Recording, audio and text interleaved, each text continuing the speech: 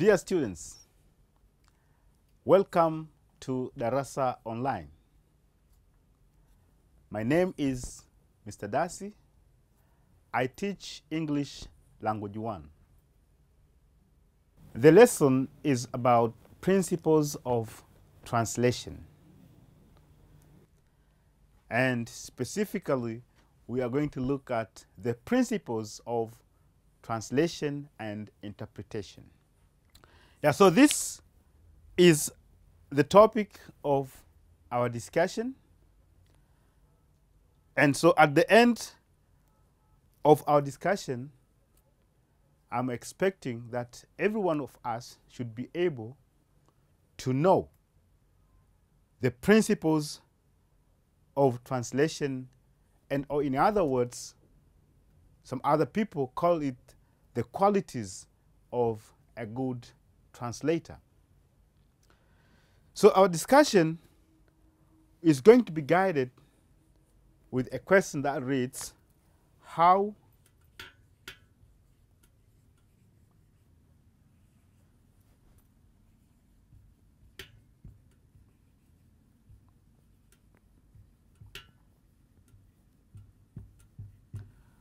can a text be translated? How can a text be translated? So we cannot just straight go start looking at how can we translate something if we don't understand what does the word translation mean. In our major topic, as it reads interpretation and translation, the two concepts are said to be synonymous, but technically they are different. They are synonymous in a sense that what they do is just to convert the meaning or the idea which are represented or which are presented in one language and transform them to another language. That is what they share in common. But technically, as we say, they are different because how do you go about interpretation? It is when you transform the idea being spoken from one language to another language.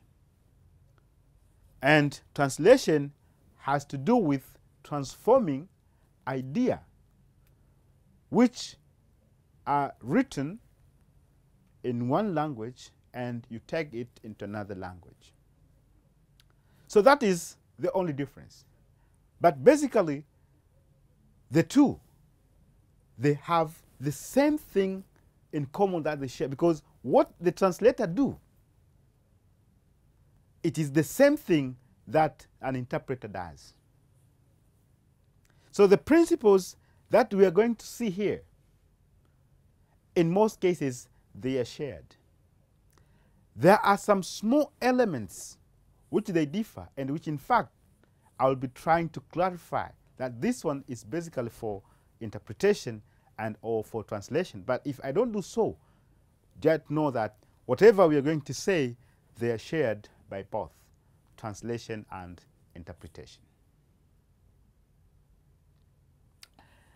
And again, since our intention is to transform the meaning being presented in one language to another language, then here we of course need to be able to know the meaning of the text being written in one language, and that you'll be able to take it to the meaning being presented in another language. Which I also want you again to know the two terms which I might sometimes be using them when I will be talking about translation and interpretation.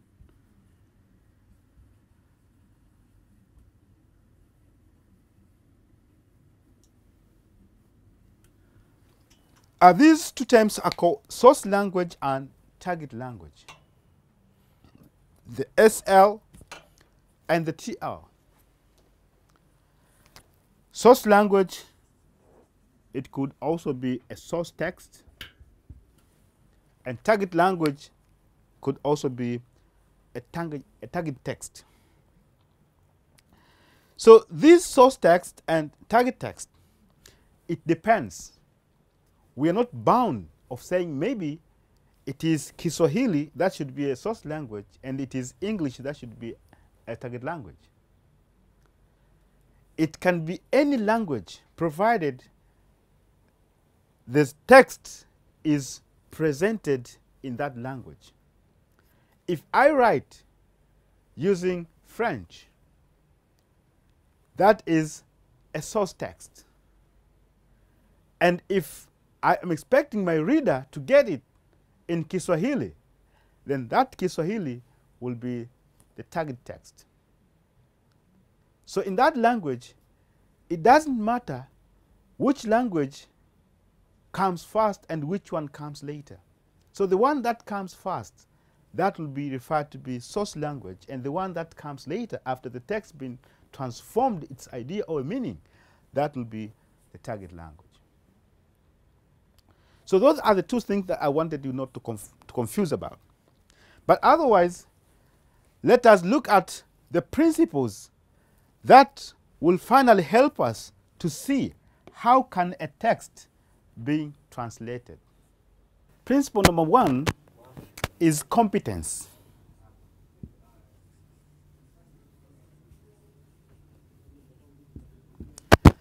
That a translator needs to be competent in the use of both source language and target language. He or she has to have a good command of the two languages. And when we are talking about having a good command of both languages, we are talking about this person should be able to understand the morphology, the syntactical part, the structure in general, the way how we pronounce, and the meaning of different expressions. Having a knowledge of all these language abilities, it will help him or her to translate text accordingly. Because if you lack one of these abilities, there's a great possibility that a text which you are going to translate might be lacking some of the important details. Let's examine this sentence and try to see how should it look like when someone is asked to translate it. Mtoto wa shule ya sekondari anacheza mpira wa meza. This is a Swahili sentence. So when someone is being asked to translate this text, then as I said, it depends on his or her competence, on how he or she knows the two languages. And since, of course, there are different ways, different methods that a person might apply to translate a text from one language to another language, then it depends which one he or she uses. One could translate this sentence as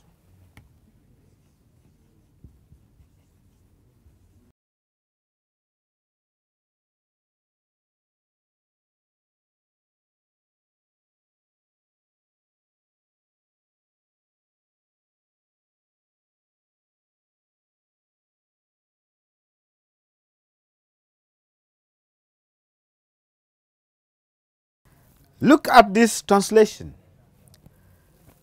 that reads, child of school of secondary playing ball of table. A person might say this is a translation of this text. What actually a person has done here, he or she has decided simply to change the words from one language to another language. And this normally is done when a person has to observe the structure of the source text. So when you observe the structure of the source text, you might sometimes somehow find that the meaning which you finally present, it might be either understood and or might not be understood. It might be understood only to the people who learn that language as their target language or as their second language. But for those who speak that language as the first language, it becomes difficult for them to understand, just like what and how it has been presented here. Now, whoever does this kind of a translation, we say he or she uses a direct method of how a text can be translated. That you change word instead of understanding the meaning of what has been said, but you only look at what does this word will look like in another language. That's what and how it has been applied here. That is one way of how people can translate a text like this. Now, being competent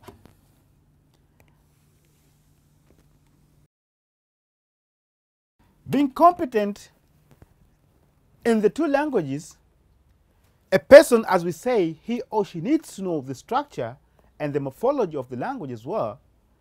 Then let's see the other kind of translation.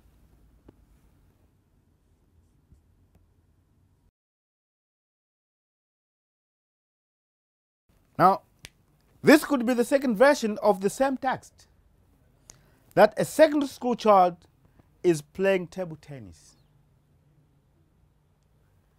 Now, this translation is different from the previous translation. That at this point, the person did not look at the change of the words or the change of the individual words in the source text, but rather he had decided to understand what is communicated. And at the same time, he or she has decided to observe the structure of the target language. So when you're observing the structure of the target language, you find the arrangement of some of the words might change. And this is what we talk about, the structure of a sentence. That languages are not the same. The word ordering are not the same. It depends on which language you are talking about. So as you can see, the arrangement of words in the target language is different from the source text. And that's what I was saying, that one should observe the structure. So being competent in both source language and target language, then one needs to know how does the source language structure look like, and how does the target language structure looks like. So understanding the structure of the two languages will help you to know that how can you organize your words to make a sentence that fits and qualify to the language of your choice, whether it being a source language or a target language. And this kind of a translation, we call it literal translation. But apart from this, there are some other texts which, when you are given, there's no way you can think about maybe trying to look at the organization of the words. But you need to learn, or we need to read them from the beginning towards the end, trying to understand what is it that the writer wishes to communicate.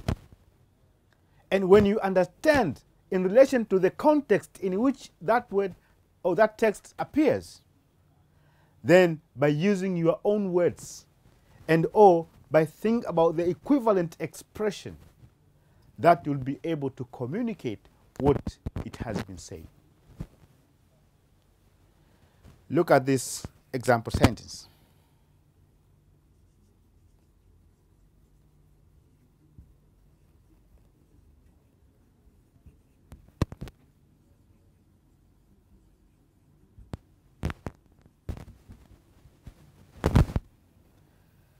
samaki mkunje angali mbichi. What does this mean? It's only when you understand the meaning of this expression that you would be able to give an equivalent expression for that matter. If you are to translate this expression of this text just as the way you did in the previous other two, what you are going to communicate finally will be different from what the source text means. So if I have to say the equivalent expression of this samaki mkunje angali mbichi, I might think of something like this.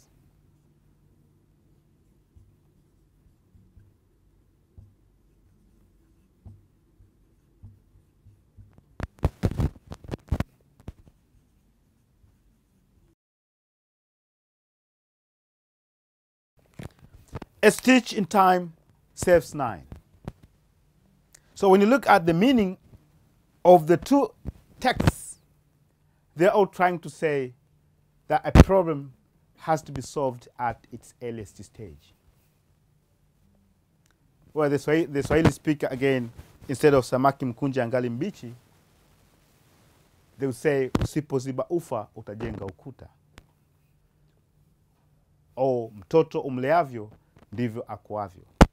So you can have all these other expressions, but still the equivalent expression could be the same. And with this, we call it communicative translation. Communicative translation, whereby a person has to communicate the intended meaning that the source text is trying to communicate. But again,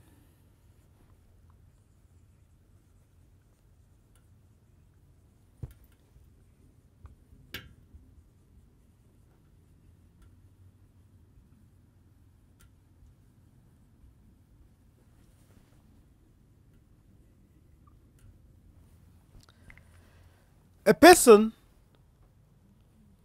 for him to perform this task of translation and interpretation, he or she has to understand the field covered and or the subject matter. The question here comes, why? Why should a person understand the field covered and or the subject matter? He or she has to understand the field covered and or the subject matter because there are some other technical words or other expressions which might be said in that language, and if he or she is not able to understand, it could be difficult for him to transform the idea from one language to another language.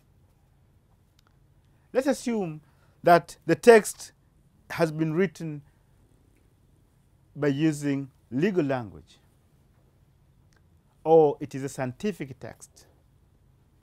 And here comes a translator who happened to have not gone through legal law, or happened to have not gone to legal schools. And also this other person has not gone to scientific schools. It is obvious that this person might not be able to translate the text because there would be some technical expressions and or some other expressions in that field that this person has not understood. So this is the reason why we are saying a person has to understand the field covered or the subject matter that he or she is going to translate. Number 3.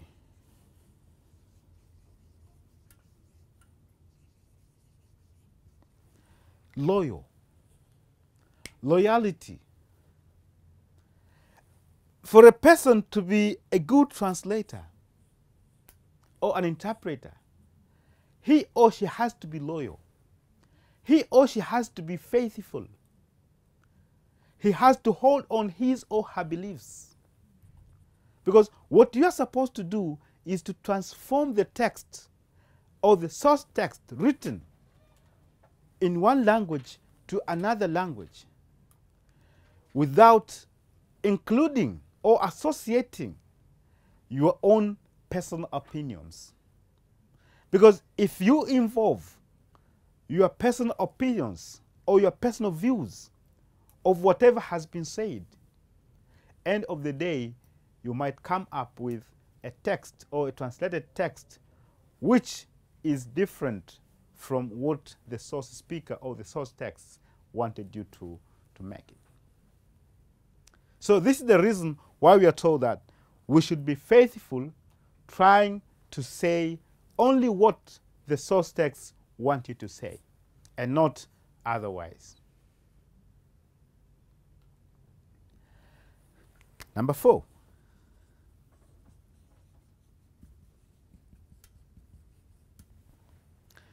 Flexibility. That the interpreter and or the translator has to be flexible. Why flexible? We want him to be flexible because the first thing that you do is to have to look at what are you expecting your audience to have. So in simple language, you have to look at the expectation of your reader or the expectation of your audience. Try to look at the style which the source text or the source language presents the message.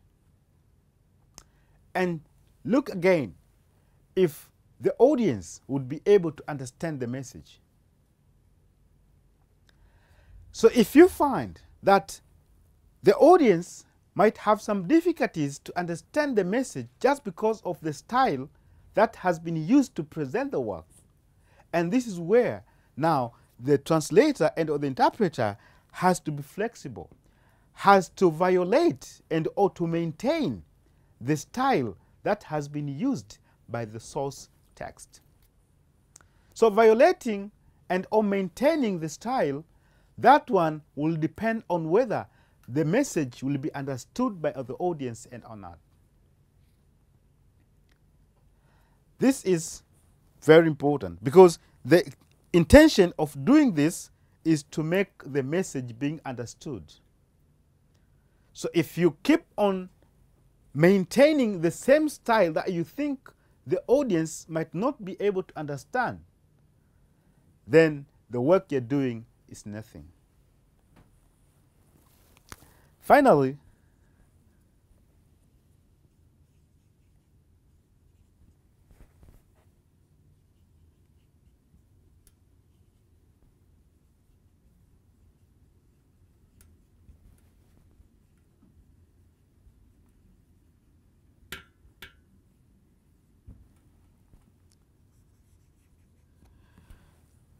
that a translator and an interpreter should be aware that there are some content items in both languages, source language and target language, that are difficult to be translated. So when he or she is aware of those items that are difficult to be translated, when he or she comes across them during the process, then he or she would be able to know what he or she should do to make whatever has been said understood by the audience or by the reader. Because when we are talking about these items which are difficult to be translated, it is like language is cultural bound. And when we talk about language being cultural bound, that means what I have in my language is not necessary to be found in another language. Or the item that I have here in my society, it's not necessary that it could be found in the other area. So I might give a name to the item that I have in my society, which, since it is not found in another society where they use another language, they might miss a word to use to referring the same thing. When that situation comes, the translator and or the interpreter has to know what to do to make the audience understand, even though that entity is not found in their target language. What are these content items that are difficult to be translated? Items that are difficult to be translated.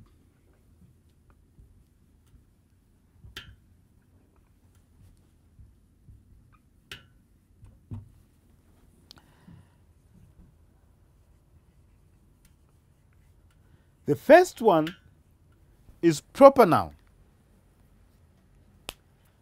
Proper nouns, we are referring to words which name specific things or specific objects.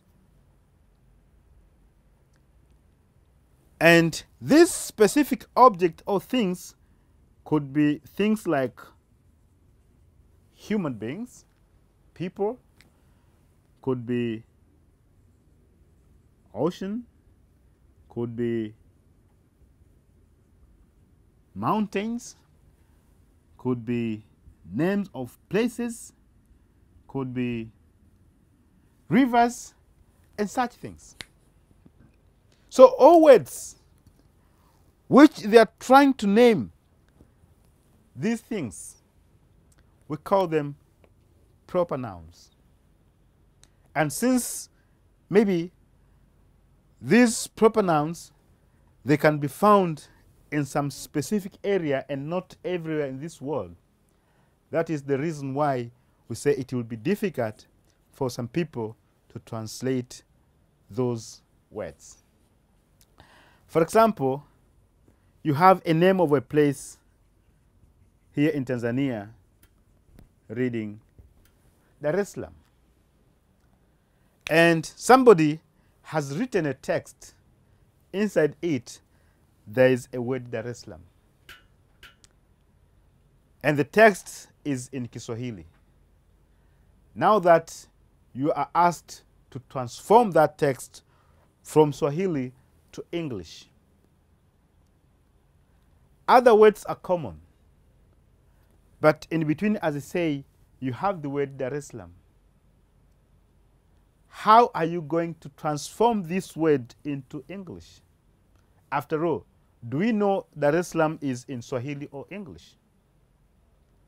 So since this place is only found in Tanzania and not in other areas in the world, that's when we have to make sure we do not change this word. So it has to remain as it is. Think about the Mount Kilimanjaro. So the word Kilimanjaro cannot in any way be transformed in any other language, because it is the only one that exists in the world. But sometimes you might come across with some words. They might be found in two different languages, and as they are referring to the same thing. But sometimes, somehow it confuses, and people fail to know what and how they should use it. For example, you have this word Europe. It's a continent. But the same continent in Kiswahili, some other people refer it as Ulaya. So when you come across with the word Europe in your text, do you have to translate this word into the word Ulaya? Will that give the same meaning? Now this one, it has been left a task to a translator to decide when he or she has an equivalent term should he use that equivalence, and or should he maintain the same? But if I may to advise, I would advise you to use the original word that has been used in the source text, provided that word falls under proper noun. Imagine someone is called John. I'm told that the Swahili word for John is Yohana. Your ID bears a name of John. Now, you have been given a check named Johanna, and you go to the bank. Do you think those people will know that Johanna stands for John? They look at these two as two different people.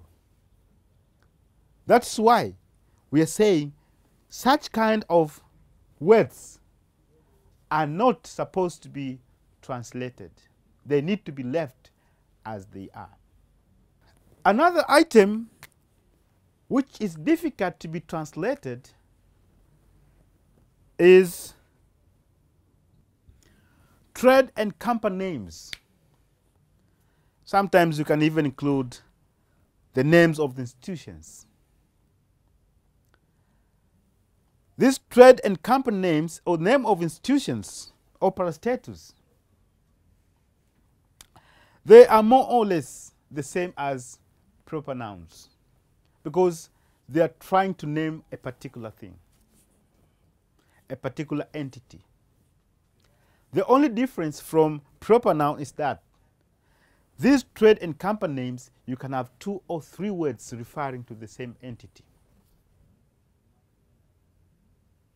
For example, think about Coca-Cola Kwanza Limited.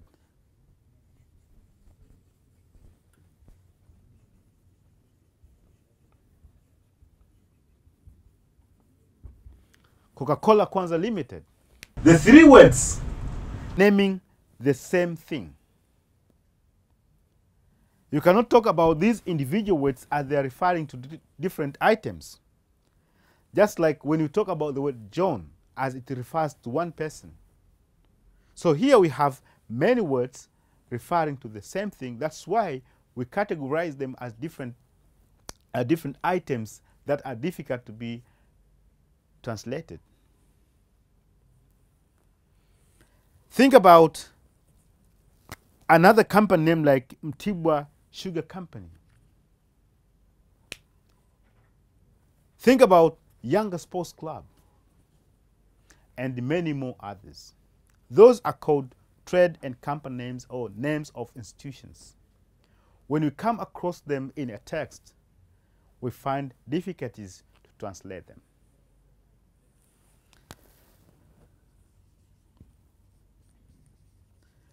Another item which gives difficulties in translation is the acronyms. Acronyms are words which are formed by taking the initial letters of different words and you combine them together to form a new word, and that new word is kept on being used. And since it is repeatedly being used, then it is common now to be understood by many people. Think about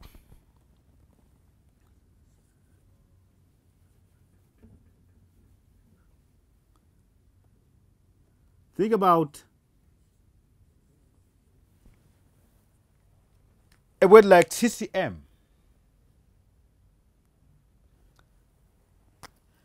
Think about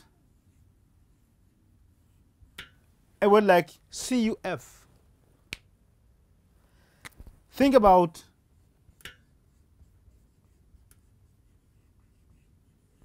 a word like Tazara. These are what we refer them as acronyms. The letters stands to represent a complete word. For instance, Chama cha Mapinduzi, Civic United Front, Tanzania Zambia Railway Authority. These are words which we use them as we speak and even when we write. When we come across them, how are you going to translate them?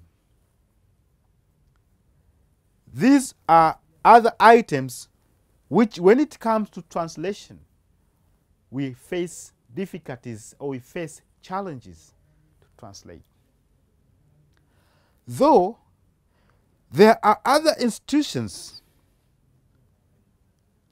who their names have been acronymized in these forms, and they have been given them in 2 different languages. For example, you have this PCCB.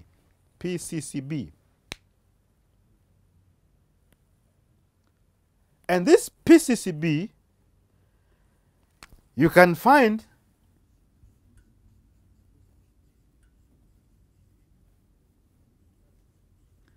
some other people, they refer the same thing in Kiswahili as TAKUKURU. So when you come across a text bears PCCB, and that's an English text maybe, and they want you to transform it in Kiswahili, will you transform PCCB to TAKUKURU? Will it bear the same meaning? Anyway, that one will depend again. But as I said, what we are advised when we come across with these expressions, we should leave them as they are. Because the reader or the audience will, of course, understand what does it stand to represent. And in fact, if they don't understand, they will keep on asking and or making follow-up, making references to know what does that acronym mean. Another item which is difficult to be translated, it is the proverbs, the idioms, the phrasal verbs together.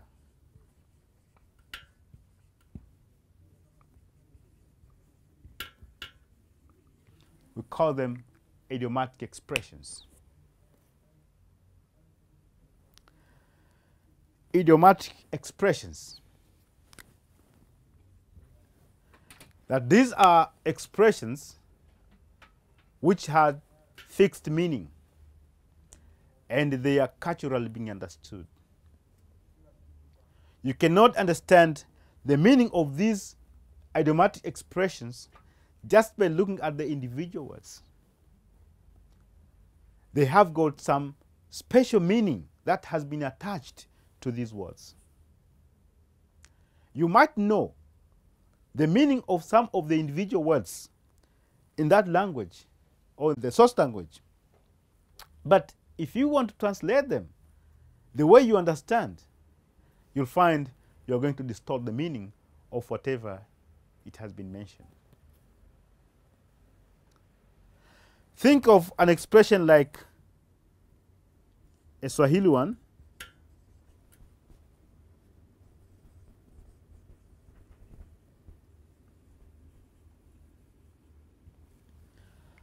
Ana mkono mrefu is an idiom. Swahili speakers know when you say so and so ana mkono mrefu, it simply means they talk about a person being a thief. But think about, if you have been given this expression and someone asks you to transform it in English, if you want now try to look at these individual words and think about how can you make them in English, then whatever meaning you're going to get will of course be distorted. And so, this qualifies idiomatic expression to have some difficulties and challenges for a person to translate. Because these idiomatic expressions, they are culturally bound. So it is only when a person knows the equivalence or the equivalent expression of this one, which is found in another language, that can make a person being able to translate it. But otherwise, a person would only paraphrase what it has been said. And when you paraphrase it, that means it loses its beauty. And that's why at the beginning we said, for a person to be a good translator, he or she has to be competent in both source language and target language. In other words, you need also to understand the culture of the two languages.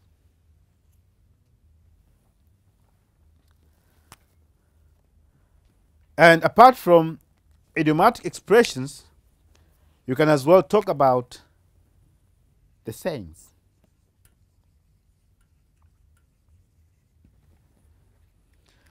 Different expressions that people are using when they're talking of expressing the culture of their society. It also has some difficulties to translate. Think about kick the bucket. It is a saying. Now, when you want to say it in Kiswahili, I know what you think. Now, what you have thought, it is quite a bit different from the meaning which is expressed here. So you'll be forced in one way or another to use just a simple word by saying maybe a person has died.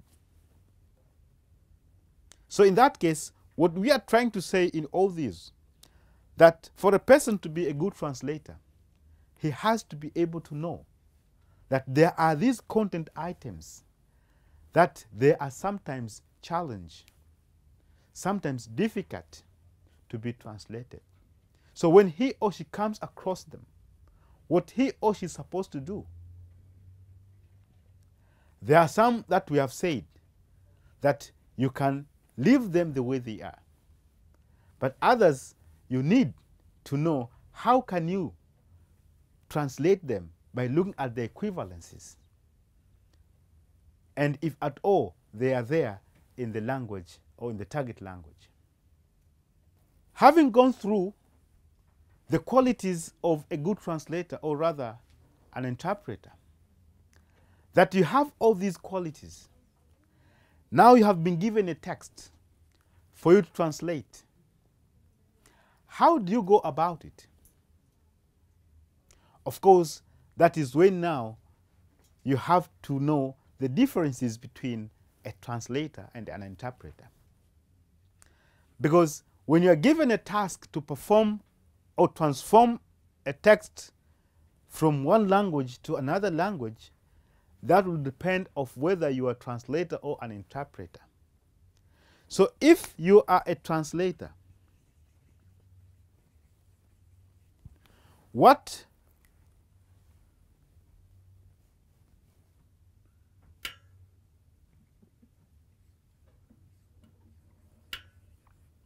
So if you're a translator, what do you have to do? You have the task ahead you. You have the text there. How are you going to translate that? There are stages that one has to go through. The first thing, a translator has to go through the whole text. You have to read from the beginning towards the end. When you read, you are trying to know the general overview of the text. Not only the general overview of the text, you need also to see if there are things that you'll need during the process of translation. So if there are dictionaries that you need, and any other resource that you'd want to have during the process. it is the first task that will tell you. Now the second task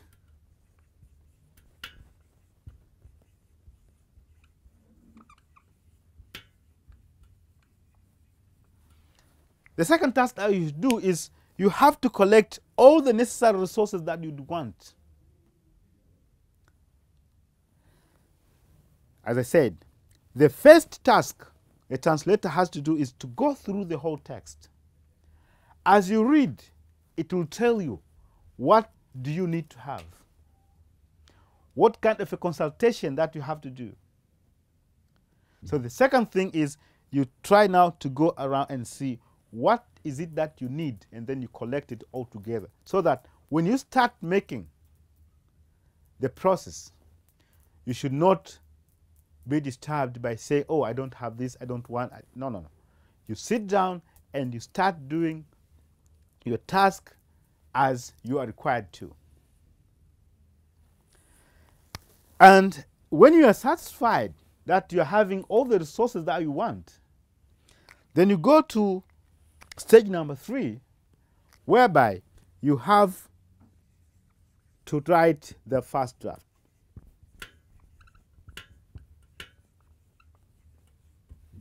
You have to write the first draft.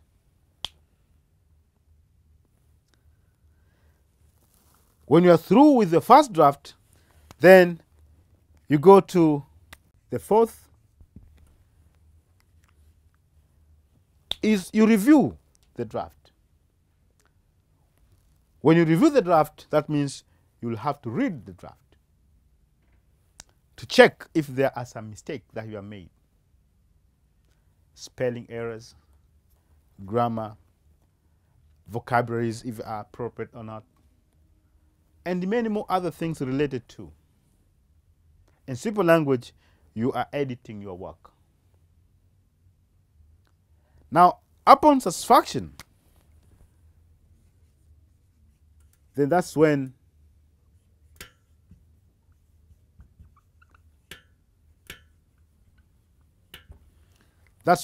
you'll have to write the final draft, ready for consumption. And from there, you say, that is the work of translation which you have been given to perform. And as I said, you write the final draft depending on the expectation or the interest of the reader or of the customer. This is a translator. But an interpreter, since he or she does his or her work orally, then we cannot say he has to write the first draft or he has to write the final draft. But all what he has to do is to transform the message being presented from one language to another language orally. So he has to stand and or sit next to the source speaker. So a speaker will come first, and then the translator will try to understand what has been spoken and then transform it to the language which the audience expect to hear. So in this case, they'll have to give chances to each other. One speaks first, the source speaker, and then this translator is somewhere listening. And when the source speaker finishes, then the interpreter takes part and then transform what the source speaker was trying to say. That one, we call it consecutive type of interpretation.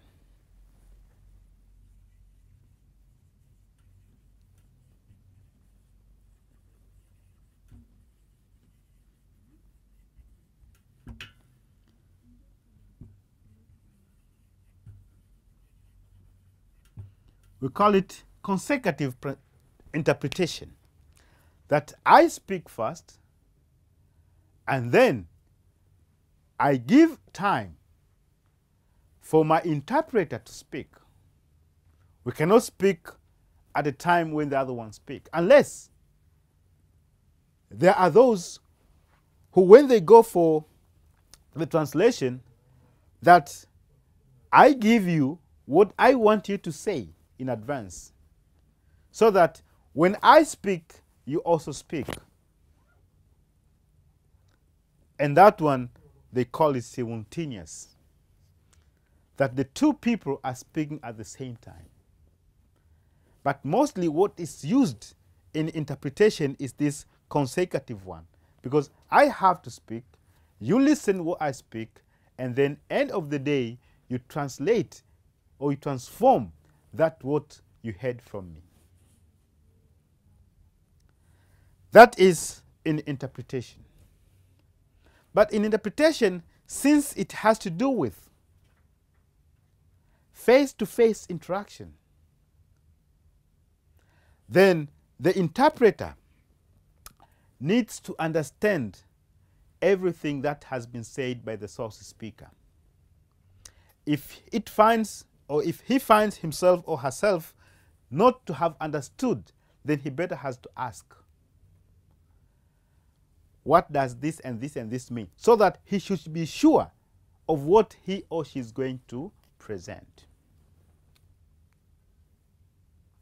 Not only that, the kind of a voice that the interpreter has to use, he or she is also advised to use the same way as the source speaker. If the source speaker has spoken very high, then the interpreter has to do the same, so that the audience should not know the difference. It is also advised that the interpreter has to use the same gestures, the same movements, and sometimes even the same facial expressions, which again, this one is a bit difficult, because you might not be in a position to know what kind of a movement I am going to make, what kind of a facial expression that I'm going to make. But as I said, it is advised that the interpreter has to use the same gestures that the source speaker use. So those you can see, they are making it different from a translator. Now, apart from that, the clear differences between the two, you can categorize them in these ways: mode of their presentation,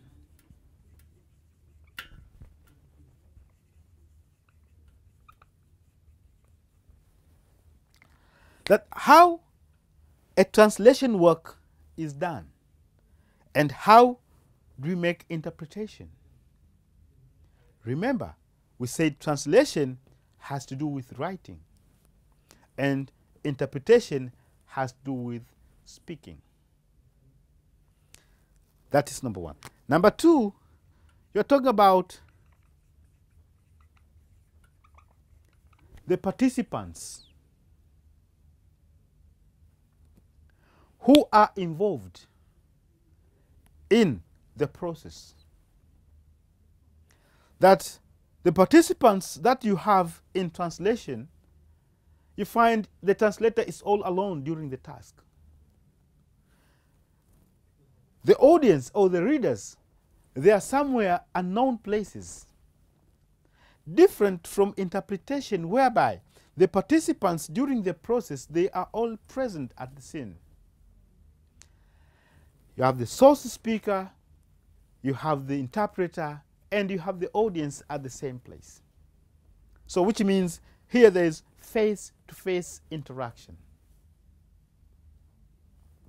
Now, since there is face-to-face interaction, it is easily to know the feelings of the speaker when he or she speaks. In translation, you cannot get the feeling of the person who is writing. That is another difference. But also, the other clear difference between translation And interpretation is time frame.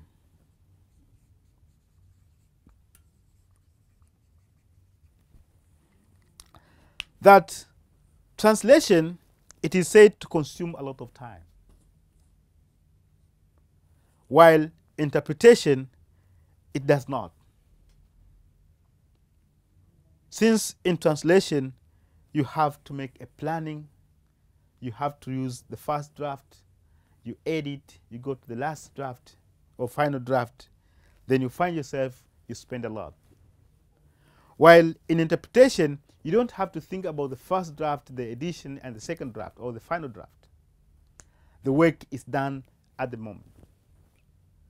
So that means the time you spend in translation is quite a lot. And lastly, you talk about resources.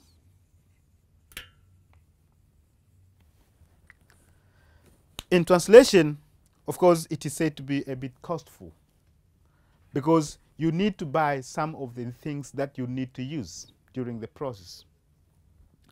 While interpretation is only what you have to do is to simply hire the translator by himself and leave him to go through the work. So it is less costful. Now that you see these differences and you know what a translator has to do and what an interpreter has to do,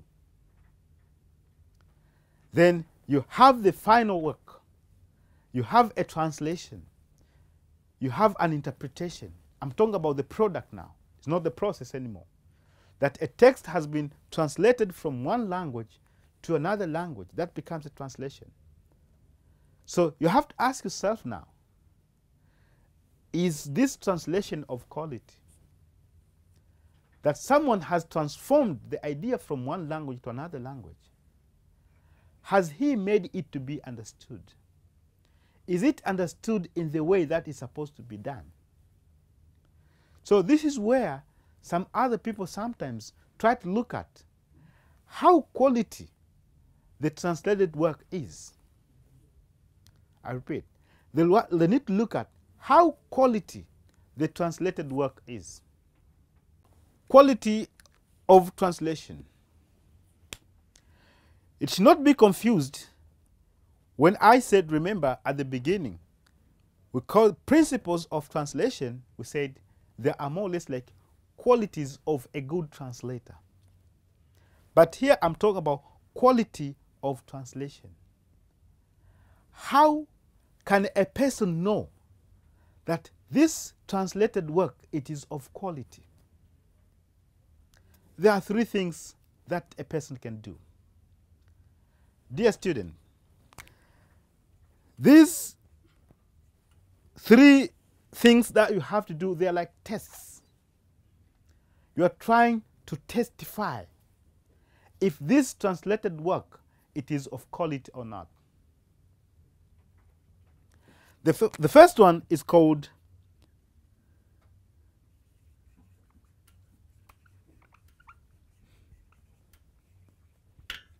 performative test, and followed by knowledge test, and finally you have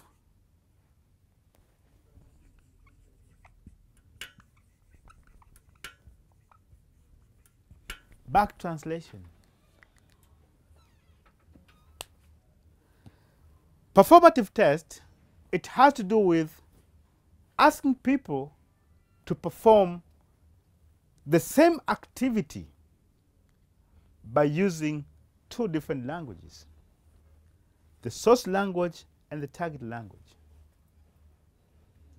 And if you find them, they have performed the same activity despite being asked using two different languages, then you qualify that translation, say it is of high quality. In other hand, when we talk about knowledge testing, it is when you ask people similar question or the same question, by using two languages, the source language and the target language. And if you happen to have the same response, then again, you talk about that translation is being of high quality. Which the last task is back translation, whereby you ask a person to translate a text into the original text. So you find you have the source text being translated into a target language. Then you give the target language for another person to translate it back to the original text.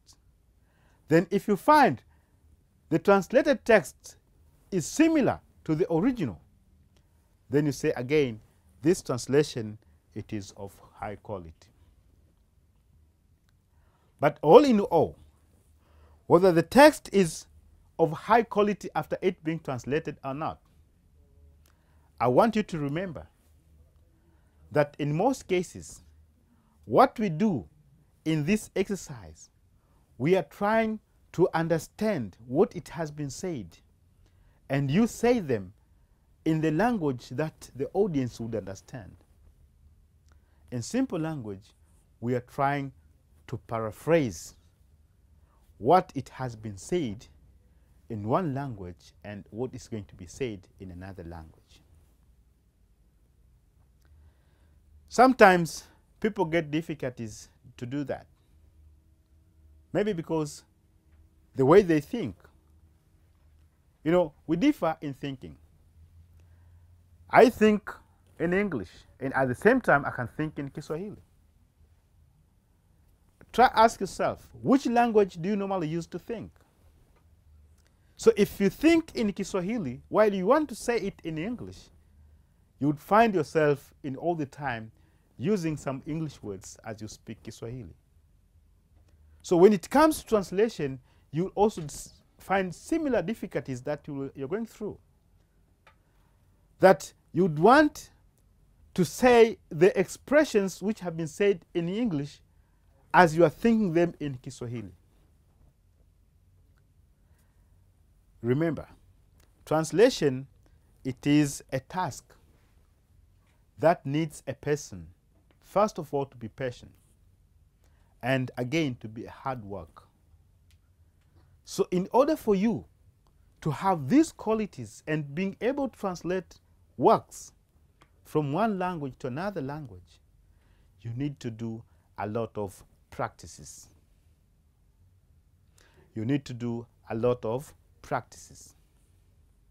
Having the knowledge of principles of translation and all the qualities of a good translator, plus the methods of translation and the stages of translation, and many more other material that we have shared today, I believe right now when you are given a text, it will be easier for you to transform it from one language to another language, which again, that will depend on whether you have been asked to change it with a direct method, literal method, or communicative one.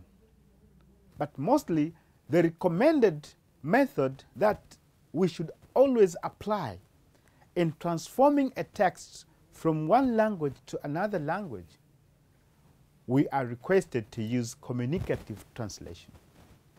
That you read the whole text, or you read the whole sentence, try to understand what it communicates, and if possible, by using your own words, try to say, what does the source text mean? Let's look at the sentences that I prepared for you. Sentence number 1 reads, epuka kushikana mikono na kukumbatiana katika kipindi hiki cha homa ya mapafu. Sentence number 2 goes like, nawa mikono kwa sabuni mara nyingi kadri iwezekanavyo kwa kutumia maji yanayotiririka. Sentence number 3, tumia vitakasa mikono. Sentence number 4, vaa barakoa. Sentence number 5, epuka mikusanyiko na safari zisizo za lazima. And the last one is, tumuombe Mungu atuepushe na balaa hili. So as I said, the knowledge that you have with these kind of sentences, that you'd be able to translate Swahili sentences into English language. And I'm advising that you should use the communicative type of translation. Thank you very much for listening.